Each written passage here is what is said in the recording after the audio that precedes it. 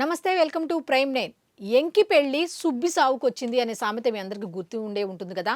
ఇప్పుడు ప్రపంచం పరిస్థితి అలాగే ఉంది. ఈ ట్రంప్ తీసుకునే నిర్ణయాలు, ఈ నోటి దోల వల్ల ప్రపంచానికి తట్టుకోలేని, ఎదురు చెప్పలేనంత దెబ్బ తగులుతుందా అంటే ఎస్ అనే చెప్పొచ్చు. ఎందుకు అంటే ఓ పక్క ఈ పశ్చిమాసియాకు సంబంధించి యుద్ధం అల్లకల్లోలం సృష్టిస్తూ రోజుకో రకంగా మలుపు తిరుగుతుంటే, ట్రంప్ యొక్క నోటి దోల కామ్గా ఉన్న ఇరాన్ని రెచ్చగొట్టే ప్రయత్నాలకు దారి తీస్తోందా అంటే ఎస్ అనొచ్చు. ఎందుకు అంటే ఓ పక్క ఫిబ్రవరి 28వ తారీఖున ఈ హర్మూజ్ జలసంధిని మూసేశారు. అయితే చమురు అక్కడి నుంచి ఇక్కడికి రావడానికి మనకు ఆ జలసంధి మాత్రమే దారి. మరి అటువంటి దారిని మూసేసిన ప్రస్తుత ఈ తరుణంలో ప్రపంచం అయితే వాణిజ్యపరంగా ఎన్నో సమస్యలు ఎదుర్కొంటున్న ప్రస్తుత సమయంలో ట్రంప్ మళ్ళీ నోరు జారి మొత్తం కంపు చేశాడు. ఏంటి అంటే 48 గంటల్లోగా ఇరాన్ అనేది ఈ హర్మూజ్ జలసంధిని గనక తెరవకపోతే ఇరాన్కు సంబంధించిన విద్యుత్ కేంద్రాలను టార్గెట్గా చేసుకొని మొత్తం ధ్వంసం చేస్తాం, మర్యాదగా ఈ హర్మూజ్ జలసంధిని తెరవండి అంటూ అల్టిమేటం ఇచ్చాడు. మరి శతకోటి దరిద్రాలకి అనంత కోటి ఉపాయాలు అంటారు కదా. అరే, నువ్వు దాన్ని క్లోజ్ చేయిస్తావు, నువ్వు విద్యుత్ కేంద్రాల మీద దాడి చేసే వరకు మేమెందుకు తెచ్చుకుంటాం? ఇప్పటి వరకు మేము చూసి చూడకుండా కొద్దిగా పాక్షికంగా అయితే దారిచ్చాం కదా, ఇక నుండి చూస్తూ ఉండు, పూర్తిగా మూసేస్తాం అంటూ ఇరాన్ ప్రకటించింది. పోనీలే, పూర్తిగా మూసేస్తాం అంటుంది కదా అంటూనే కొద్దిగా ఏదో పాక్షికంగా భారత్ లాంటి కొన్ని అన్యాయంగా ఉన్న కొన్ని దేశాలకు దారి ఇస్తుందిలే అనుకున్న తరుణంలో ఇంకో కీలక నిర్ణయం తీసుకుంది. ఈ ట్రంప్ మాటల్ని చాలా సీరియస్గా తీసుకున్న ఇరాన్ ఏం చేసిందంటే, విద్యుత్ కేంద్రాలకి ఎప్పటికైనా సరే నష్టం గట్టిగానే చేస్తాడు, ట్రంప్ అన్నాడంటే చేస్తాడు కాబట్టి మనం కూడా రంగంలోకి దిగాలి అన్న ఉద్దేశంతో ఏం చేసింది అంటే ఇంకో బాంబు పేల్చింది ఈ ఇరాన్. ఏంటి అంటే బాంబు కాదు, ప్రపంచ దేశాలు అతలాకుతలం అయ్యే నిర్ణయం ఒకటి తీసుకుంది. అదేమిటి అంటే ఈ హర్మూజ్ జలసంధిని గనక పూర్తిగా కాకుండా పాక్షికంగా తీస్తాం. ఒకవేళ ఇలా పాక్షికంగా తీస్తే మాత్రం భారీ మూల్యం చెల్లించుకోక తప్పదు. ఎవరు అయితే ఈ చమురును తీసుకువెళ్తారో అక్కడి నుంచి వాళ్ళందరూ కూడా భారీ మూల్యం చెల్లించుకోవాల్సిందే అంటూ ఒక టోల్ ఫీజు లాగా ఒకటి కొత్తగా తీసుకొచ్చింది. అది ఏమిటి అంటే ప్రతి నౌక కూడా $2 మిలియన్ ఖచ్చితంగా కట్టాల్సిందే.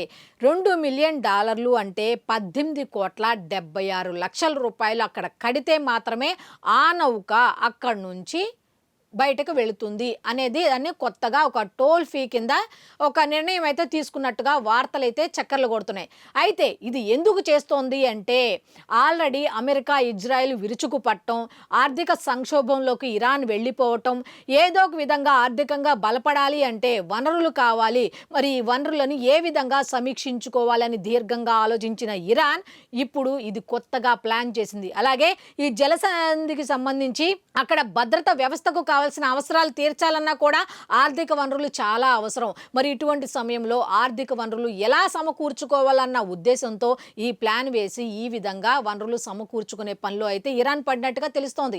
ఇదే గనక చాలా దేశాలు ఇప్పుడు ఏం ఆలోచిస్తున్నాయి అంటే ఇదే గనక అధికారికంగా కనుక బయటకు వస్తే, ఈ వార్త వాస్తవంగా గనక బయటకు వచ్చిందనుకోండి, దీని ప్రభావం ప్రపంచవ్యాప్తంగా పడుతుందట. ఇప్పటికే ఈ షిప్పింగ్ సంస్థలకు సంబంధించి, రవాణా ఖర్చులకు సంబంధించి చాలా వరకు మోయలేని భారంలో ఈ షిప్పింగ్ సంస్థలన్నీ ఉన్నట్టుగా తెలుస్తోంది.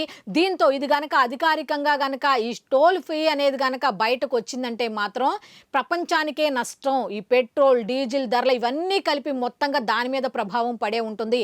అయితే కొన్ని లక్షల బ్యారెళ్ల చమురు సరఫరా అయ్యే ఈ హర్మూజ్ జలసంధిని మూసివేయాలి లేదా పాక్షికంగా ఈ విధంగా టోల్ వసూలు చేయాలనేది, ఈ ఎఫెక్ట్ అనేది ప్రపంచం మొత్తం మీద పడుతుంది అనేది చెప్తున్నారు. నిపుణులు అయితే హెచ్చరికలు జారీ చేస్తున్నారు. అయితే అంతర్జాతీయంగా చూసుకుంటే మాత్రం వాణిజ్యానికి కోలుకోలేని దెబ్బ అంటూ నిపుణులు హెచ్చరికలు జారీ చేస్తున్నారు. అయితే ఈ ఇరాన్కు సంబంధించి ఈ ప్రతిపాదనపై అంతర్జాతీయ షిప్పింగ్ కౌన్సిల్ అయితే తీవ్ర అభ్యంతరం వ్యక్తం చేసింది.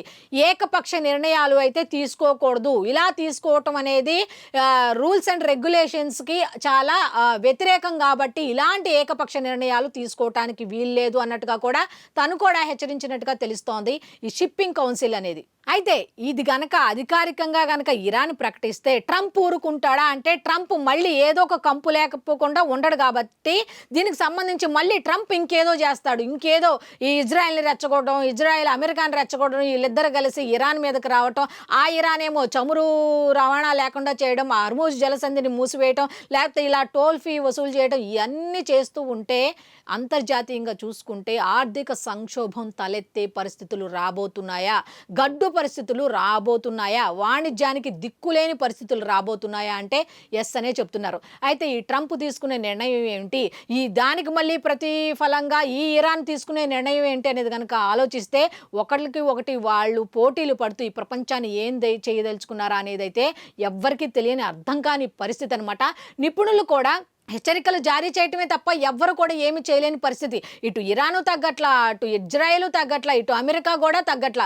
పోనీ యుద్ధం ఏదో చేస్తున్నారు, ఏదో పాక్షికంగా నౌకలకు దారిస్తుందన్న టైంలో ఏదో యుద్ధం ఏదో జరుగుతోందిలే, ఏదో ఒక రకంగా ఏదో ఒక దేశాలు వచ్చి ఏదో ఒక రకంగా సంప్రదింపులు జరిపి ఆపుతాయి అనుకుంటున్న సమయంలో ఈ ట్రంప్ ఇటువంటి వ్యాఖ్యలు చేయటం, ఈ విధంగా అల్టిమేటం జారీ చేయటం అనేది కరెక్ట్ కాదు.